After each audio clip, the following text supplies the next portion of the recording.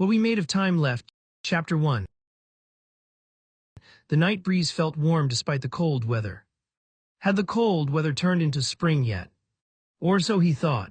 Minky took a brief walk to the bridge that separated the busy city from the suburban area.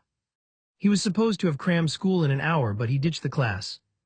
Anyhow, he tried to enjoy some time for himself, thinking about whether he should jump. Minky said. Minky quickly ran to the edge of the bridge when he saw a bald man sitting on the railing. "Aw, Jussie, stop." Minky hugged the man tightly from behind. "What are you thinking? Why do you want to jump from here? Is life so cruel to you? What happened to make you feel this way?" Minky spoke quickly, not realizing how tall the bridge was. He was actually afraid of heights. "Let me go," the bald man said in a stern voice. His breath reeked of alcohol. "No, no, no. You have to be strong. No matter what they say to you, you just have to stay strong, okay?" Minky grabbed his waist and tried to pull him back, but the man was too heavy. Eventually, the man stepped away from the edge on his own and sat on the ground. Finally, Minky sat beside him, feeling relieved. He had just saved a man from death.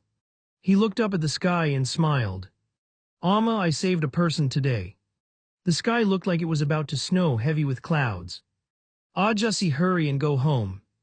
"It's going to snow," Minky said, nudging him gently. His head spun as he tried to get up from the bed. June reached for his phone on the bedside table, but it wasn't there. Usually, it was right next to him. June slowly opened his eyes. This wasn't his room. Where am I? He stumbled out of bed and looked around. Not far from him, someone was cooking in the kitchen. Did I hire someone last night? He wondered, unable to remember. The smell was good. June casually walked over and hugged the person from behind. "Smells so good." Just as he leaned in, the person turned around. "Are you okay? Do you need something for your hangover?" asked a boy in a white school uniform. The name tag showed his name. June stepped back in shock. Why are you here? Where am I? What did you do to me?" he shouted, suddenly realizing he was only wearing shorts. Minky simply smiled and served him fried rice. "You were drunk last night, Jussie. I saw you trying to jump over the bridge, so I helped you. Eat your breakfast. I'm going to school now. Goodbye." Minky picked up his bag and left the house. June stood there in shock, covering himself, feeling embarrassed. Of all people, a kid. High school is supposed to be a place to study, to make friends, and to gain knowledge, but not for Minky. "I told you he doesn't have money," said Park Jang-ho as he punched Minky in the face. "Hey, go easy on his face. We don't want the teacher to find out," said Kim H-wan, lighting a cigarette. "Fucking idiot. Stop smiling." One chick stepped on Minky's stomach. "Poor bastard." Jang-ho punched him again. Minky groaned in pain. That day, Minky's whole body was covered in bruises. He stared at himself in the mirror. He couldn't go to work looking like this. Thankfully, his face wasn't too badly injured, just a little. "Let's cover it up." Minky took out some BB cream and applied it to his cheek. "That should be fine." He smiled faintly. "Let's go to work." Minky worked part-time jobs he found online.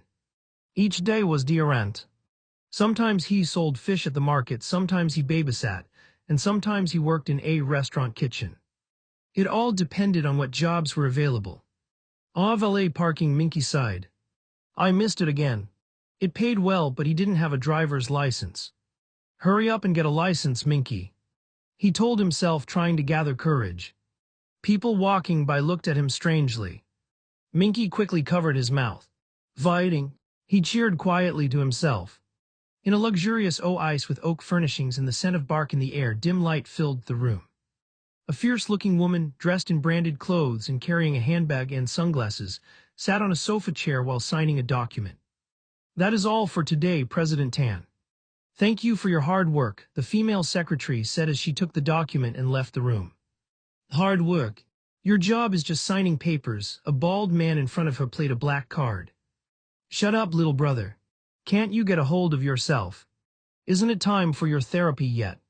Are you quitting therapy?" the president asked. "Tanyo Ran, you'd better not tell Mom about this.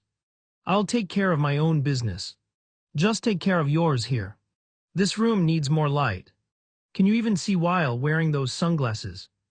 June nagged his sister. Oh, stop nagging. You sound just like Mom. Get out of here. Yo ran through her shade toward June. You need to do something about your astigmatism. Your eyes will turn worse if you keep wearing sunglasses, June said as he walked out of the ice. Shut up, Tan June. Yo ran quickly grabbed her phone, opened the selfie camera, and patted under her eyes. June walked out of the ice.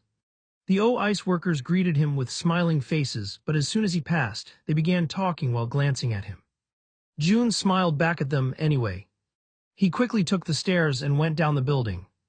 Being the son of a big company was surely an advantage, but not in his condition. Minky arrived at the building on a scooter from the Co-E shop. He had to deliver Co-E to the workers inside the building. LT Electronic Department account. I'm delivering Co-E for them, Minky said to the concierge staff. June had just walked out of the stairwell when he received a call from the hospital. He rejected it immediately. Then a call from his father appeared. What is it again? He accepted the call, and a second later he regretted it. You punk. What is IT again this time? When will you come home? His father scolded him. Dad, you're on speaker. Hello, yes, Chairman. Did you say you want to see me? June switched the call to speaker mode. Yes. Mr. Tan June, please meet me at the ice now. June hung up on him. He felt relieved. The moment he stepped out of the building, he saw his father's car parked right outside. Only then did he realize he had messed up. That punk, get him! The chairman yelled at his bodyguards. June startled and spotted a delivery man who was about to ride his scooter. I'm sorry, but I need this, June said as he shoved the delivery man to the ground and quickly rode on the bike. Thank you, he shouted, waving as he sped away. My bike. Minky ran after the culprit who had stolen it. Ah, my head hurts, the chairman muttered as he walked back into the building.